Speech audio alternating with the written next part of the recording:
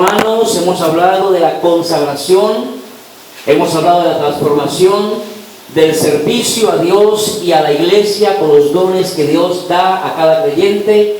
Hemos hablado de las relaciones o de las perlas relacionales con la familia de Dios.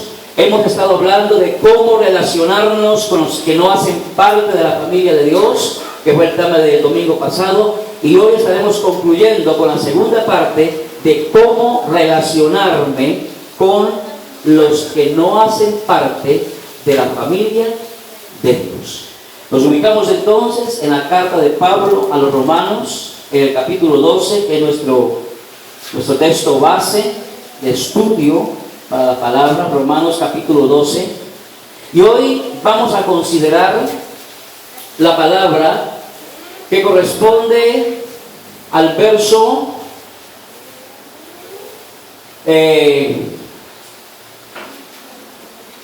al verso 18 hasta el 21. Vamos a leerlo. Dice: si es posible, en cuanto dependa de vosotros, estad en paz con todos los hombres. No os venguéis vosotros mismos, amados míos, sino dejad lugar a la ira de Dios, porque escrito está: mía es la venganza, yo pagaré, dice el Señor. Así que, si tu enemigo tuviere hambre, dale de comer; si tuviere sed, dale de beber, pues haciendo esto, ascuas de fuego amontonarás sobre su cabeza. No seas vencido de lo malo, sino vence con el bien el mal. Entonces, si es posible, dice la Reina Valera del 60, en cuanto dependa de vosotros, estad en paz con todos. Vamos a considerar esa primera parte. La versión Dios habla hoy dice: hasta donde dependa de vosotros, hacer lo posible por vivir en paz con todos. Entonces, según este pasaje, el creyente, óigame, ¿cuántos creyentes hay aquí? ¿Cuántos discípulos? ¿Cuántos hijos de Dios? Porque recuerden que el diablo también cree, los demonios creen y tiemblan. Pero el Hijo de Dios, el discípulo, debe vivir en paz con todo el mundo. Es un deber.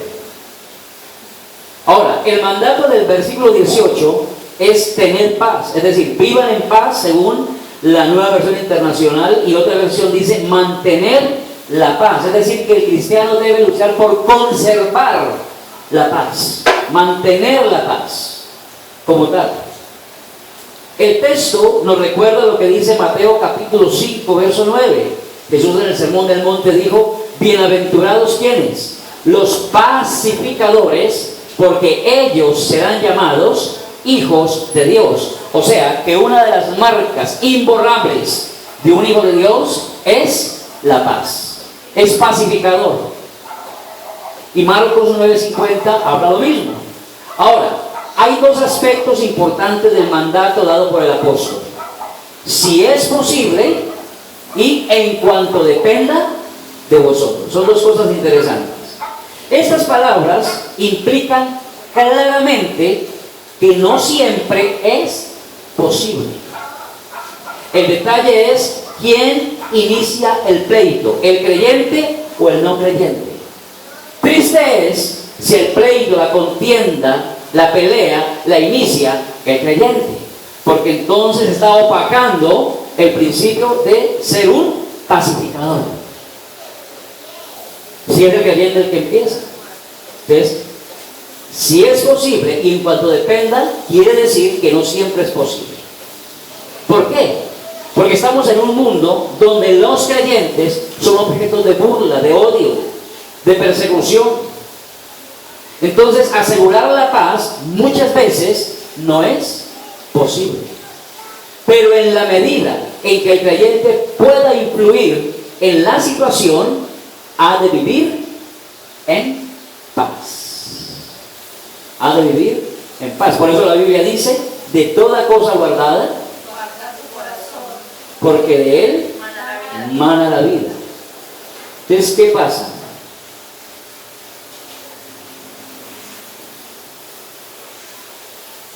Es muy importante el vivir en paz para el creyente. Ahora, la paz es una avenida en ambos sentidos, de doble carril. Debemos poner de nuestra parte para vivir pacíficamente. En lo que dependa de mí, yo debo vivir en paz. En lo que depende de mí. Pero no tenemos control sobre la conducta de otros. En lo que depende de mí, yo debo ser un agente de paz. Yo debo ser un embajador de paz. Sin embargo, no tengo control sobre la conducta de los otros. Un ejemplo: yo puedo tener una piedra en mi mano y la otra persona tiene otra piedra. Yo, como creyente, puedo escoger no lanzar mi piedra, pero no puedo controlar lo que él hará con la suya.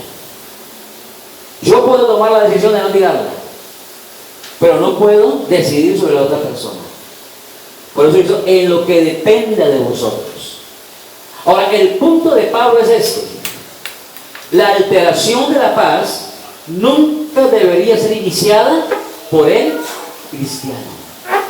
La alteración de la paz nunca debería ser iniciada por el cristiano. El cristiano nunca debería ser el que quiebra la paz. Porque estar en paz significa vivir en paz, vivir pacíficamente. Pero el cristiano no debe iniciar el problema.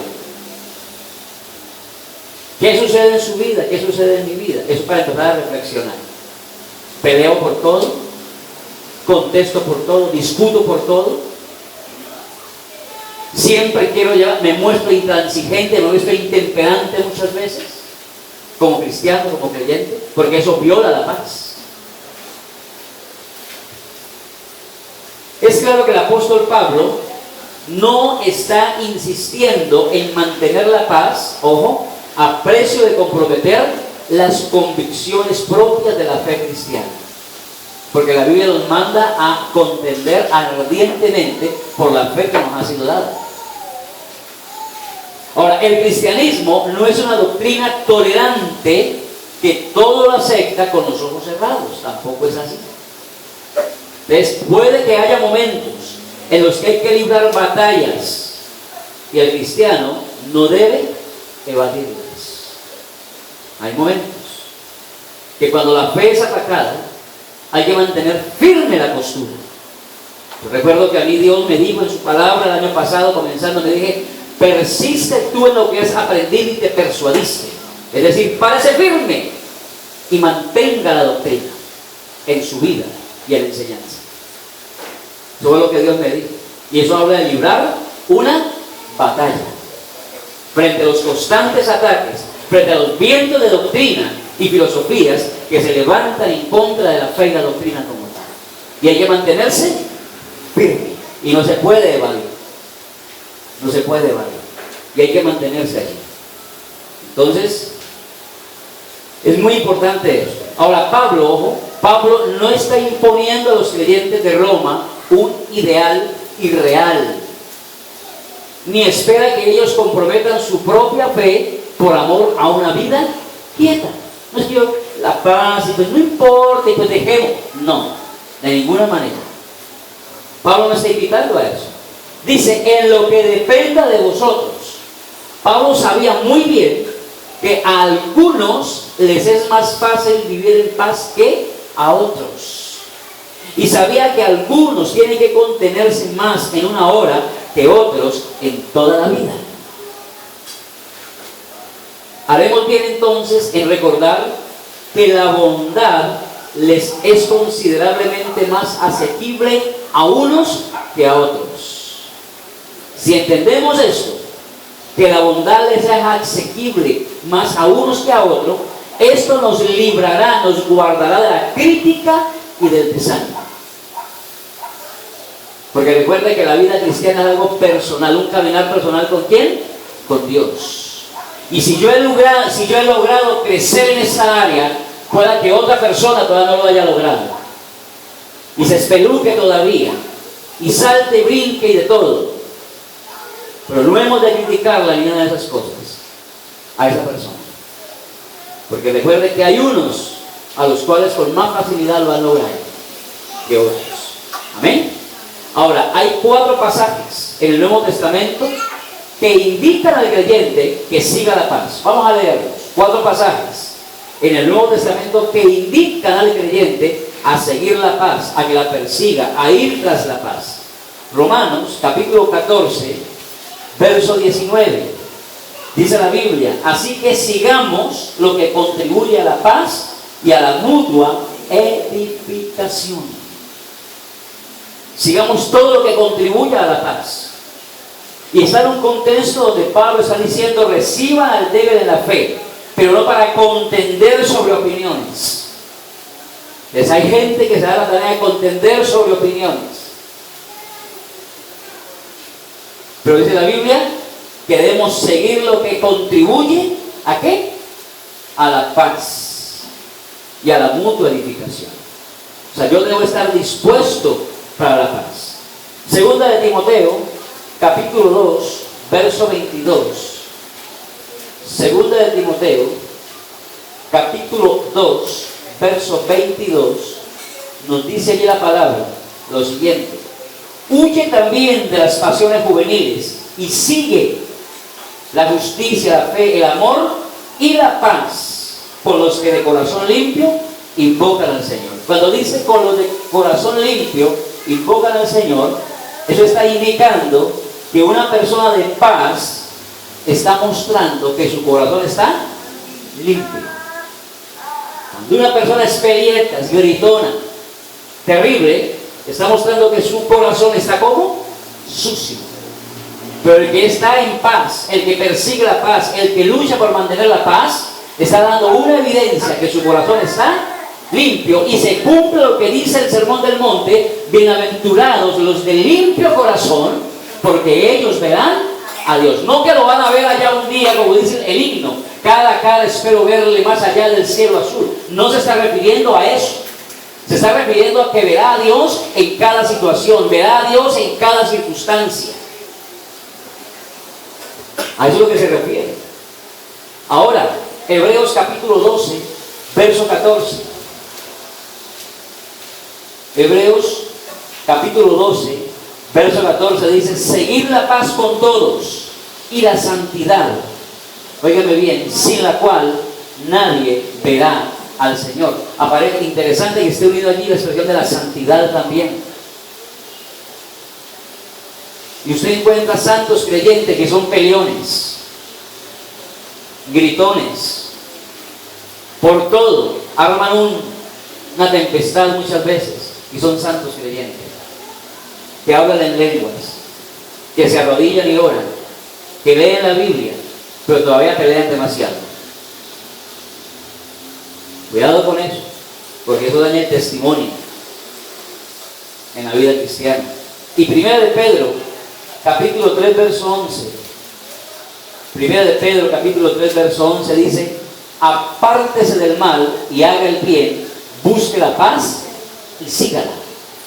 O sea que el creyente, si usted mira cada texto, está mostrando que el creyente debe tomar la decisión de seguir la paz, buscar la paz, procurar la paz. Es decir, es una decisión vivir en paz. Pero muchos, como son tan espirituales, entonces se arrodillan: Señor, lléname de paz. Señor, yo quiero vivir en paz. La Biblia dice que el que tiene el fruto del Espíritu Santo tiene paz.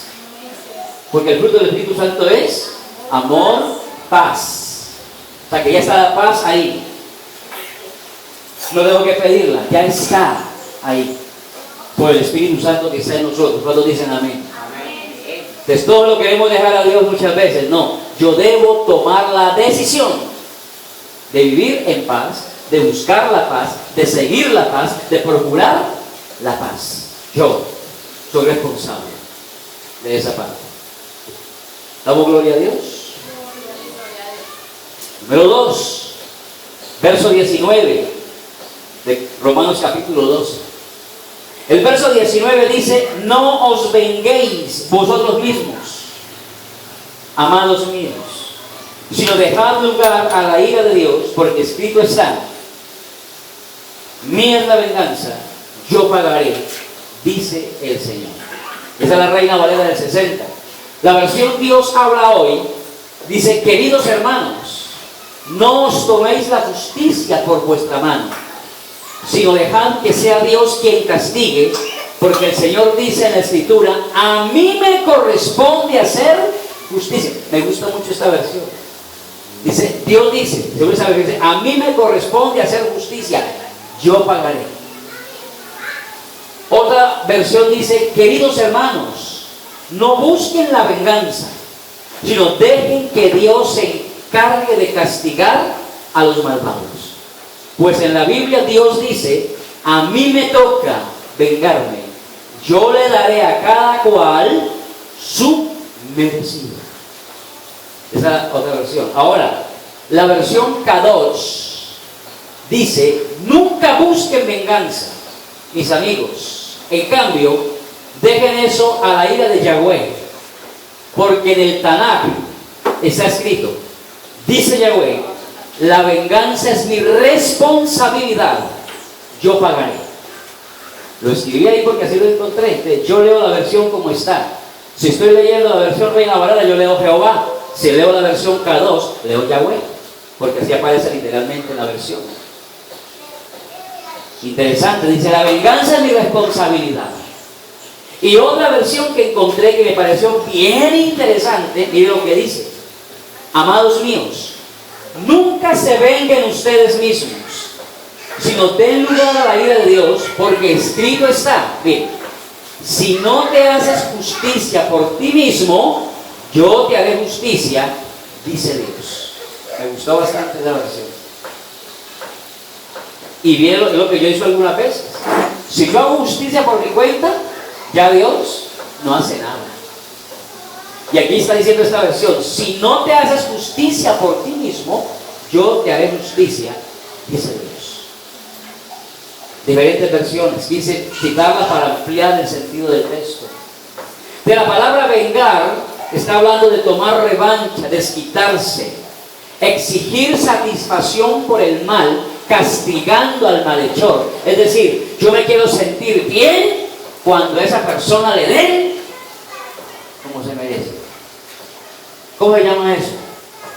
Se llama soberbia. Eso se llama soberbia. Tremendo. Exigir satisfacción por el mal, castigando al malhechor. Dejar lugar a la ira es dar oportunidad para que la ira de Dios logre. Mire, la ira de Dios tiene un propósito. Entonces hay que dar lugar para que esa ira cumpla, logre su propósito. Hazte a un lado y deja el asunto a Dios y deja el asunto con Dios. Cede.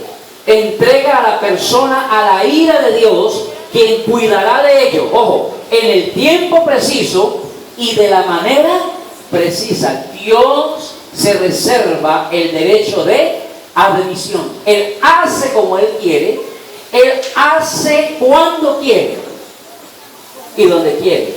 Él. Interesante.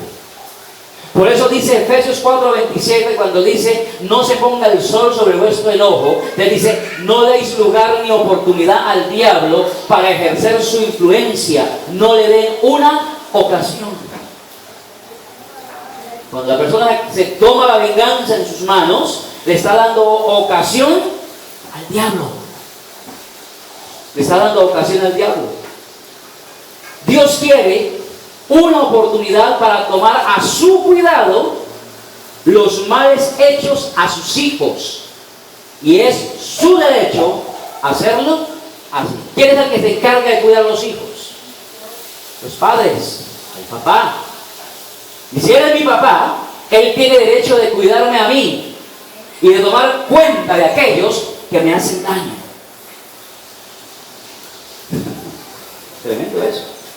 Aún cuando se trate de hermanos en Cristo que se atreven a levantarse contra uno de sus hijos perdidos. Dios es el Dios justo y le da a cada uno lo que merece. lo que le corresponde. Por eso dice Pablo, no os venguéis vosotros mismos, amados míos. Ahora, Dios es el vengador de la ira. Dios está mucho más airado con el pecado que nosotros. Él también, y lo quise colocar en verde y subrayado y en mayúscula. Él también es mucho más, con una redundancia, es mucho más paciente que nosotros. Él es mucho más paciente que nosotros. Y la Biblia enseña algunas cosas. Miremos lo que dice la Biblia allí en el Salmo 86. Vayamos al libro de los Salmos y leamos dos textos bien interesantes al respecto. Salmo 86, verso 15. Salmo 86, verso 15 dice algo bien interesante allí. Dice, mas tú, Señor, Dios misericordioso y clemente, lento para la ira y grande en misericordia y verdad. ¿Cómo es Dios? Lento para la ira, grande en misericordia y verdad. Y ahí más adelante, en el Salmo 103, verso 8, dice la Biblia, misericordioso y clemente es Jehová, lento para la ira y grande en misericordia. Lento, que es lento para la ira, está hablando de que Dios es paciente. Es paciente. Ahora, el Salmo 145, quise citar porque es un principio hermenéutico, o sea, que ahí está hablando que la paciencia es un atributo de Dios. Y es un atributo compartido, porque Él comparte la paciencia con nosotros, nos llama a ser pacientes también, cosa que difícilmente se ve en la vida del ser humano, aún en la vida de los creyentes. 145, verso 8 dice, clemente y misericordioso es Jehová, lento para la ira y grande en misericordia. Gloria a Dios. Ahora comparemos el contenido de esos tres textos de los Salmos. Vamos a compararlo con Romanos capítulo 2, verso 4. A ver qué es lo que dice allí. Romanos capítulo 2, verso 4 dice, o menosprecias las riquezas de su benignidad, paciencia y longanimidad, ignorando que su benignidad te guía al arrepentimiento. ¿Usted sabe qué significa la palabra benignidad? Que a muchas personas no les gusta eso, pero Dios es benigno. ¿Sabe qué significa la palabra benignidad? A grosso modo para nosotros, tolerancia. Dios tiene un marco, un nivel de tolerancia con nosotros. ¿Pero con qué fin? No es tolerar por tolerar, porque está diciendo que su benignidad, ¿qué hace? Guía al arrepentimiento. Dios es paciente con el hombre, Dios es paciente con aquellas personas que se atreven a hacerle daño a usted, a hacerme daño a mí, y Dios es paciente conmigo cuando yo me atrevo a hacerle daño a alguien, porque Dios espera que yo me arrepienta. Bendito sea el nombre del Señor, aleluya. Por eso Dios pide que usted y yo también seamos pacientes, porque así como Él ha tenido paciencia con usted y conmigo mientras yo cambio, así mismo Dios espera que esa persona con la cual es paciente, lento para la ira, Dios en esa espera, oigan, Él está trabajando en esa persona, guiándolo al arrepentimiento. Bendito sea Dios. Y es lo que muchas veces nosotros no vemos. Y jocosamente decimos, o te lo llevas o te lo mando. Jocosamente lo decimos. Oigan, pero la Biblia muestra que la paciencia de Dios, que se muestra en longanimidad, en benignidad, óigame bien, es con el fin de que la persona se arrepienta, que cambie de dirección, que cambie de manera de pensar. Bendito sea el nombre del Señor, aleluya. Entonces Dios es paciente, más paciente que nosotros. Dios en esa paciencia enderezará las cosas y los malos no se saldrán con la suya. Por lo tanto, yo no necesito desquitarme, Dios lo hará. Pero en su paciencia, en su gracia. Mire, A mí me gustó mucho la película, la tengo en mi computador todavía, Cuarto de Guerra. Y ver cómo la viejita, la ancianita, guió a aquella muchacha y le dijo cómo orar por el esposo. No era un hombre que la maltratara, que la golpeara, pero era soberbio, era tremendo, era un hierro que no se quería doblar. Iba a la iglesia de vez en cuando, pero no había nacido de nuevo. La muchacha, un poquitico más conocedora de las cosas de Dios, pero le faltaba compromiso y le faltaba lo que hoy en día le falta a muchos hombres y mujeres: pagar el precio por su cónyuge.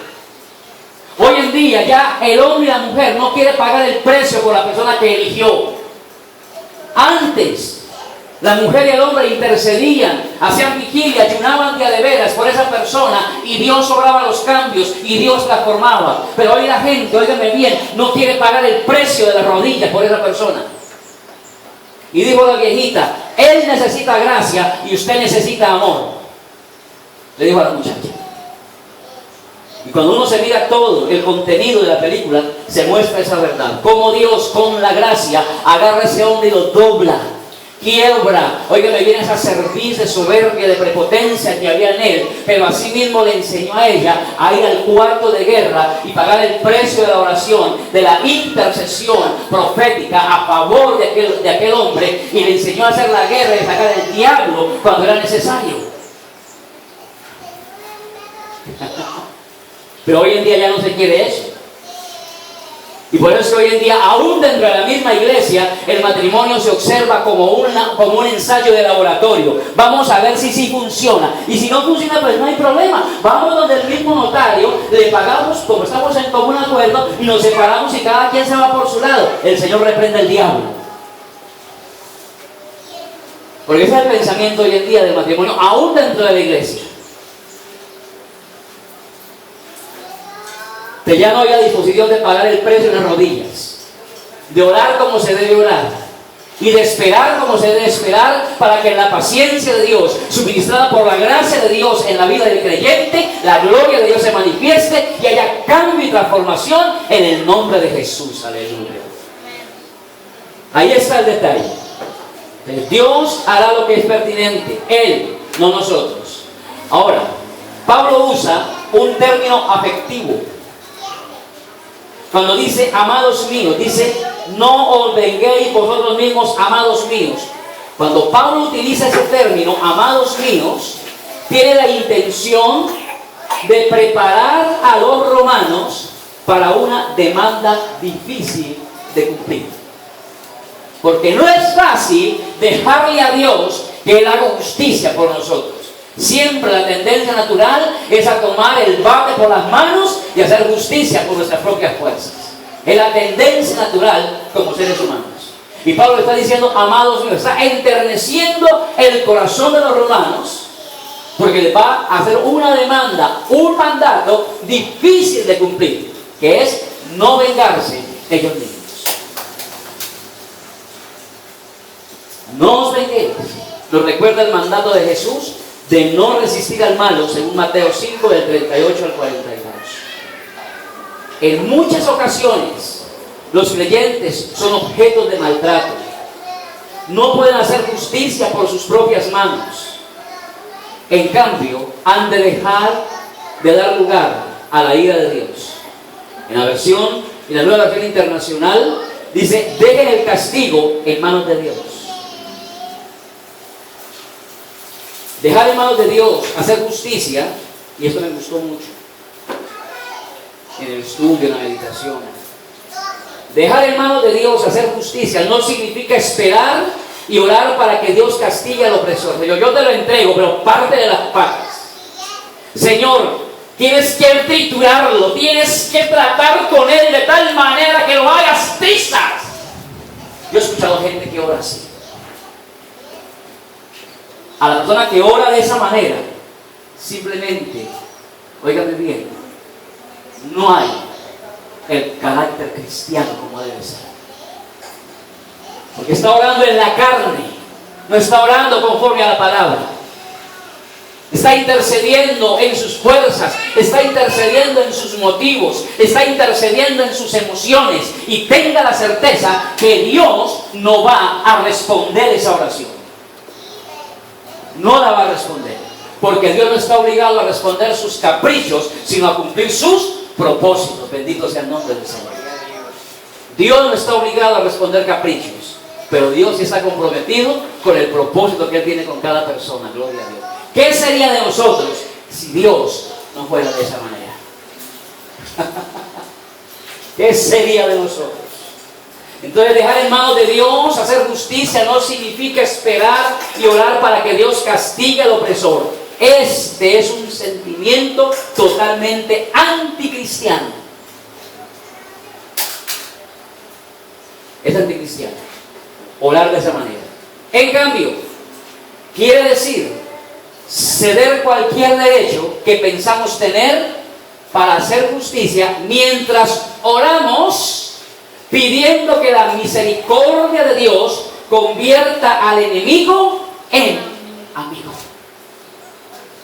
Es decir, que Dios transforme a esa persona. Yo la entrego en las manos de Dios para que Dios se encargue, pero debo seguir orando en un espíritu cristiano, en un espíritu de amor, Señor. Es un alma por la cual Cristo murió. Es una persona que tiene derecho a una y a 1000 oportunidades. Es una persona por la cual la sangre de Cristo fue derramada y puede ser alcanzado por tu gracia, por tu amor y ser transformado en el nombre de Jesús. Aleluya. Ese es el espíritu cristiano al orar por una persona, según lo que la Biblia enseña. ¿Sabe usted por qué muchas veces Dios no responde a la oración de muchas esposas? ¿Y por qué Dios no responde a la oración de muchos esposos y de muchos padres por sus hijos? Porque no están orando en un espíritu cristiano, sino en una actitud anticristiana. Y están orando por los motivos de los cuales se han llenado y no están orando conforme a la voluntad de Dios. Y por eso no hay una respuesta. La Biblia dice que si alguna cosa pidiéramos conforme a su voluntad, la recibiremos. Hay que saber orar y no dejarnos mover en la oración por los motivos que llenan el corazón. ¿Cuántos pueden decir gloria a Dios? Gloria a Dios. Por lo cual, hemos de abstenernos, ojo, hemos de abstenernos hasta de pensar en vengarnos. Recuerda que Dios va más allá de nuestros hechos. Dios va más allá de nuestras palabras. Dios mira las intenciones y los motivos del corazón. Tremendo eso. Sigamos. Y Pablo da 3 razones para no vengarnos. Número 1, la venganza no nos corresponde a nosotros, sino a Dios. En última instancia, ningún ser humano tiene derecho de juzgar a otro, solo Dios puede hacerlo. Por eso dice, mía es la venganza, mío es el castigo, como dice en hebreo y en griego literal, según Deuteronomio 32:35 y Hebreos 10:30, mía es la venganza, te pagaré, es decir, te devolveré, retornaré, retribuiré con castigo o venganza, dice Dios. Ahora, encontré una nota que quise escribirla allí. Los liberales y modernistas de la teología han dicho a menudo algo como esto: el Dios del Antiguo Testamento es un Dios de juicio e ira, cruel, despiadado, vengativo, pero el Dios del Nuevo Testamento es un Padre celestial de amor y misericordia, dicen estas personas erradamente.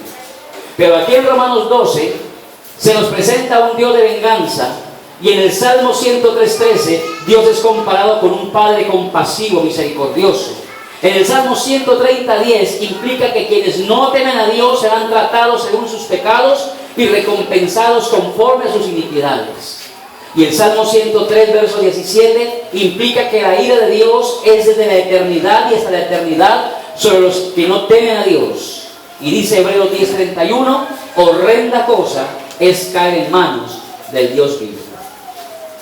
De tanto el Antiguo Testamento como el Nuevo Testamento hablan de un padre que venga a sus hijos cuando alguien les hace daño. Amén. No es solamente el Antiguo Testamento, el Nuevo Testamento también lo muestra. Número 2, Pablo dice que la mejor manera de ganarnos a una persona es tratarla con amabilidad en lugar de vengarnos. Por eso Jesús dijo: aprendan de mí que soy manso y humilde, y hallarán descanso para vuestras almas. Y ese es el testimonio. La venganza puede quebrantar su espíritu, pero la amabilidad quebrantará su corazón. Si somos amables con nuestro enemigo, dice Pablo, eso amontonará brasas sobre su cabeza. Eso no quiere decir que hará que le caiga encima un castigo peor, sino que les hará sentir una vergüenza que no podrán soportar y que los obligará a cambiar. Sentirán vergüenza porque ellos hacen mal y les pagan con bien. Número 3, el rebajarnos, a vengarnos, es dejarnos vencer por el mal. El mal nunca se puede conquistar con el mal. Cuando el odio se encuentra frente al odio, se crece. Pero si se encuentra con el amor, se desintegra. Interesante. Y decía Booker Washington, mira lo que decía este hombre: no voy a permitir que ninguna persona me haga rebajarme a odiarme. Cuando un cristiano se deja llenar de odio, se está rebajando. Se está rebajando. Número 3. Así que si tu enemigo tuviere hambre, dale de comer. Si tuviere sed, dale de beber. Pues haciendo esto, ascuas de fuego amontonará sobre su cabeza. De Pablo aquí está usando un conector. Así que, es decir, teniendo en cuenta de que no se debe pagar a nadie mal por mal, teniendo en cuenta de que en lo que dependa de nosotros debo estar en paz con todos los hombres, teniendo en cuenta, óigame bien, de que no debo vengarme yo mismo sino dejar que Dios lo haga. En vista de estas 3 cosas, entonces si la persona que te ha hecho daño, si tu enemigo tiene hambre, debe de comer. Si tiene sed, debe de beber. Entonces Pablo está citando Proverbios 25. Pablo está citando el libro de Proverbios, capítulo 25, verso 21, donde dice la palabra: si el que te aborrece tuviere hambre, dale de comer pan, y si tuviere sed, dale de beber agua. Queriendo decir con esto que no es suficiente resistir la tentación de vengarse, sino que el creyente debe hacerle bien al enemigo. Es claro que dar de comer y dar de beber, 2 de las maneras más comunes de ayudar a otra persona, aquí representan cualquier clase de ayuda que se puede prestar. El apóstol, como Jesús en el Sermón del Monte, no se conforma simplemente con no vengarse, sino insiste en hacerle bien al enemigo. El verdadero amor, lo puse en verde, el verdadero amor hacia el enemigo implica escoger dar a esa persona lo que necesita a pesar de lo que sintamos hacia ella. O sea, yo no debo vivir por mi sentimiento, debo vivir por la verdad de la palabra. Gloria al Señor. Aleluya. Esto no es fácil, pero ahí está. Entonces, por naturaleza, una persona no tiene ganas de amar a su enemigo. Siente deseo de pegarle un puñetazo en la nariz o perforar los neumáticos de su automóvil, de hacerle cualquier maldad, pero no siente deseo de alimentarlo y de darle de comer, por naturaleza.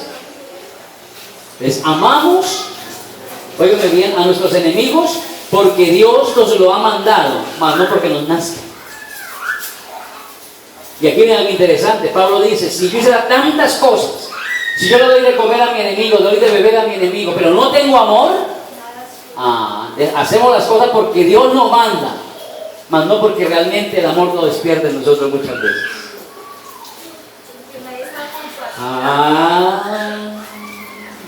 Entonces, si usted y yo subimos todos los días al monte de Dios, es decir, si todos los días estamos con Dios en la oración, al bajar del monte debemos bajar impregnados de la naturaleza de Dios. Dios es amor, Dios es misericordia, Dios es bondad, Dios es compasión. Y el buen evangelio que, pero Dios es justicia, sí, pero Él se encarga de eso. Él se encarga de eso. Porque está diciendo: yo tengo esa responsabilidad. La venganza es mi responsabilidad, dice el Señor en esta mañana.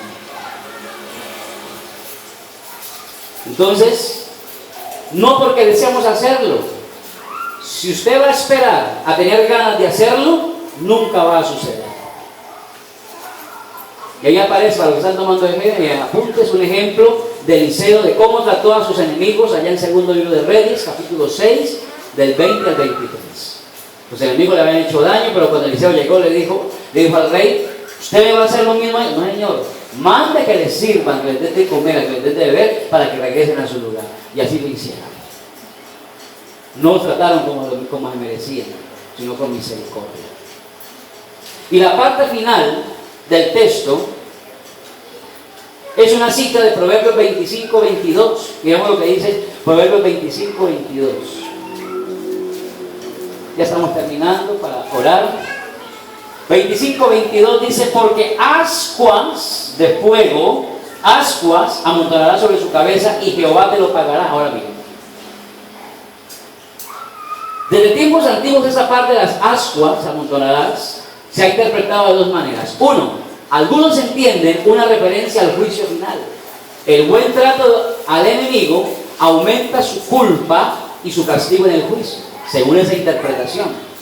Pero otra dice que otros entienden una referencia a un sentimiento de culpa y vergüenza que puede conducir al arrepentimiento. Una interpretación que está más de acuerdo con el contexto. La traducción Nueva Versión Internacional es clara cuando dice, en la Nueva Versión Internacional dice: harás que se avergüence de su conducta, dice la Nueva Versión Internacional. Harás que le arda la cara de vergüenza. Harás que le arda, o sea, tiene más afín con esa parte del contexto, ¿cierto? Y la Dios habla hoy, dice: harás que arda la cara de vergüenza. Y usted está citando aquí. Entonces, esa sería la cosa más efectiva que se puede hacer. Sería eliminar, óigame, sería eliminar a la gente que nos ha hecho daño con amabilidad, con cortesía, no con hipocresía, con cortesía, con amabilidad. Pablo dice: vuestra gentileza sea conocida por todos. La palabra gentileza traduce vuestra amabilidad. Yo diría que sería como desarmar. Desarmar a la persona. La persona está armada y cuando yo le respondo con el bien, la desarmo. Queda desarmada.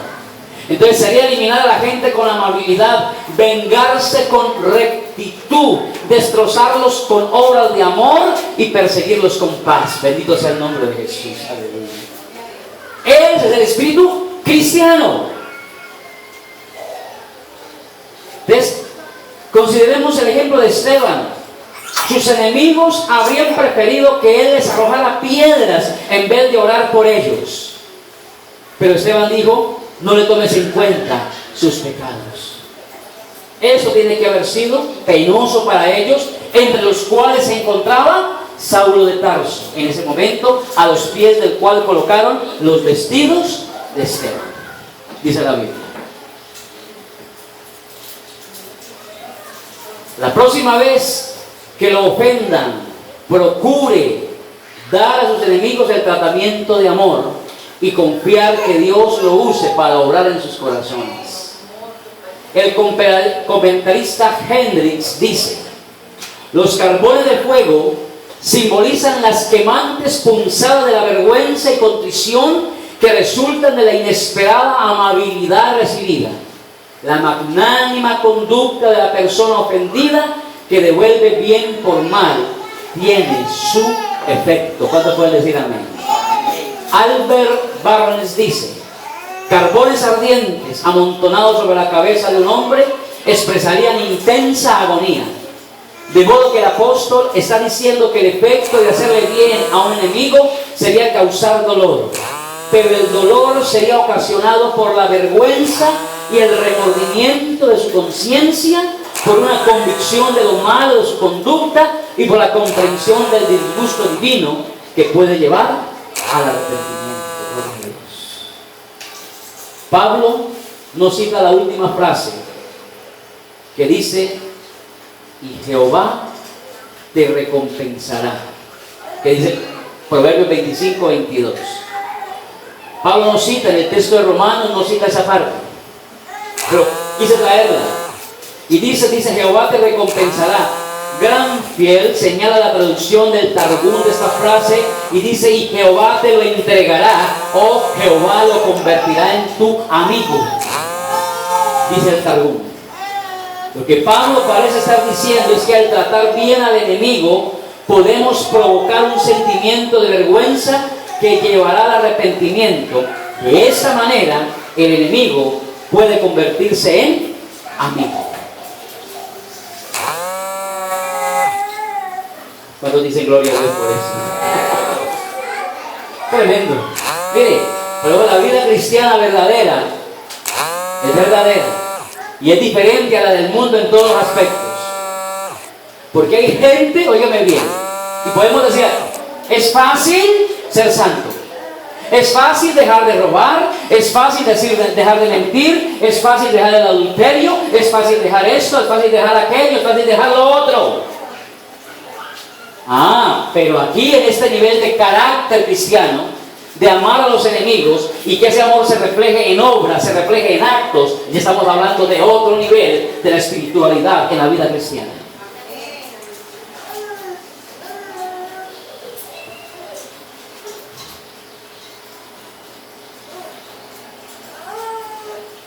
No seas vencido de lo malo, sino vence con el bien el mal, dice el verso 21. Aquí tenemos la forma activa y pasiva del mismo verso. No seas vencido es la forma pasiva y vence la forma activa.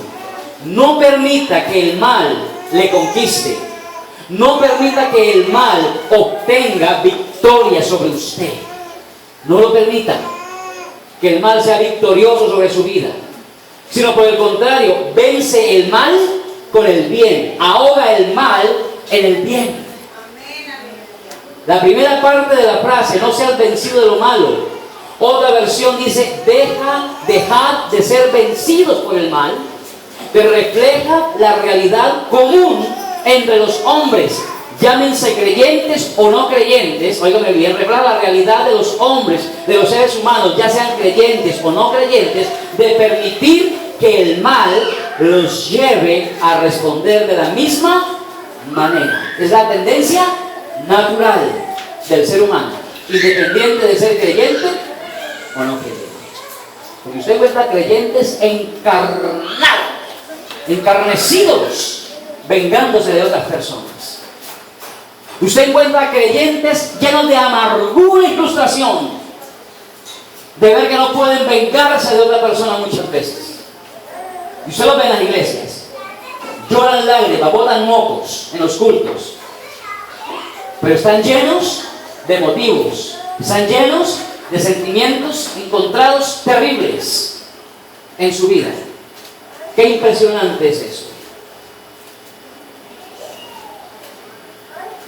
Grampiel, el comentarista, señala que al tomar venganza, el cristiano es vencido por el mal del enemigo y por el mal de su propio corazón al responder al mal del otro. Mire, está siendo vencido por el mal del enemigo, es decir, del diablo, pero también está siendo vencido por el mal que aún hay en su corazón, porque recuerde que lo que entra no es lo que contamina al hombre, sino lo que ya está en él. Cuando una persona decide responder de la misma manera, es porque eso todavía estaba allí. Pero usted encuentra al buen evangélico diciendo, es que el diablo me instó a hacer eso. No, no fue el diablo, fue la carne que se robusteció, se levantó, y el diablo aprovechó eso. Ahí sí entra el enemigo, pero nace en la parte humana de la persona.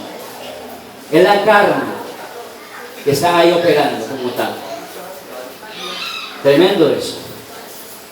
El uso de los términos en la segunda frase enfatiza un proceder constante, una disposición continua. Uno vence al mal haciendo el bien, respondiendo al mal con el bien. Que Dios nos ayude. Y vamos concluyendo con dos puntos interesantes. Número uno, nuestra respuesta al trato injusto determinará y reflejará el nivel de nuestra paz interior y de nuestro gozo. La amargura es un cáncer espiritual. Los creyentes deben entregárselo todo a Dios. ¿Cuántos están aquí? El creyente debe entregarle todo ¿a quién? A Dios. Y número dos, Este versículo número 21 del capítulo 12 de Romanos sirve como una culminación y resumen del pensamiento del párrafo que abarca desde el 14 hasta el 21 inclusive. Allí se resume todo lo que hemos hablado acerca de las relaciones tanto entre creyentes como también con no creyentes. No seas vencido de lo malo, sino vence con el bien el mal. Yo levanto mi mano al cielo y digo que Dios tenga misericordia de mí y me ayude.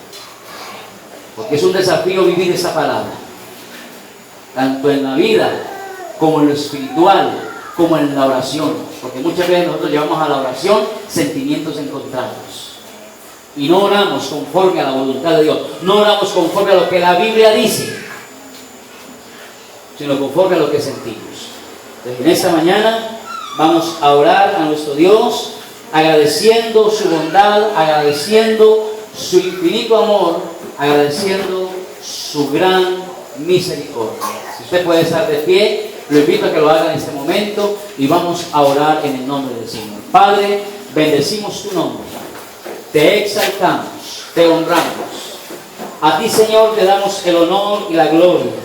A ti, Señor, damos el reconocimiento. Eres fiel, eres bueno, eres maravilloso, Señor. Gracias te damos en esta hora. Te bendecimos y te adoramos, te exaltamos. Permite, Dios, que podamos llevar a la praxis, a la práctica esta palabra, Señor, que hemos recibido. Que podamos, Señor, entregarte todas aquellas cosas que nos han hecho daño a esas personas, entregarlas en tus manos, Señor. Porque tú eres el Padre que tiene la responsabilidad de vengarnos, de hacer justicia por nosotros, Señor. Y eres el Dios grande en misericordia, lento para la ira, Señor. Y tú sabes cuándo, cómo y dónde hace las cosas, Señor. En el nombre de Jesús, ayúdanos cada día, Señor, a no ser vencidos de lo malo, sino a vencer el mal con el bien. En el nombre de Jesús, bendigo a tu pueblo, Señor, aquí presente, y a los amigos y hermanos que a través de las redes reciben esta palabra. En el nombre poderoso de Cristo Jesús. Amén, amén y amén. Gloria a Dios.